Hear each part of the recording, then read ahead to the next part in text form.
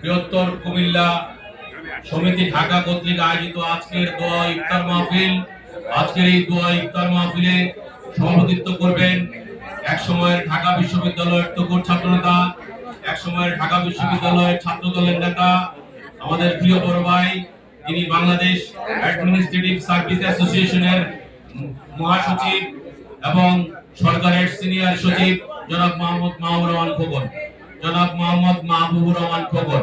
এবং আজকের এই সভায় প্রধান অতিথি হিসেবে উপস্থিত থাকার সদয় সম্মতি জ্ঞাপন করেছেন বৃহত্তর কুমিল্লার আরেক কৃতি সন্তান, বাংলাদেশ গণপ্রজাতন্ত্রী বাংলাদেশ সরকারের স্থানীয় সরকার পল্লী উন্নয়ন সমবায় মন্ত্রণালয় ও যুব ক্রীড়া মন্ত্রণালয়ের মাননীয় উপদেষ্টা জনাব আসিফ মাহমুদ সজীব ভূঁইয়া।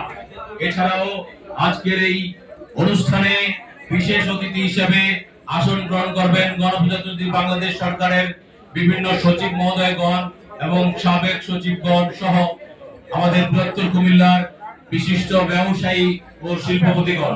ইতিমধ্যেই এই সংগঠনের সাধারণ সম্পাদক আমার বন্ধু লায়ন মোহাম্মদ ইমরানুল হক, ইতিমধ্যেই আমার প্রিয় ভাই ওই ইফতার উদযাপন কমিটির আহ্বায়ক আব্দুল্লাহ জলিল স্বপন ভাই এসে উপস্থিত হয়েছেন।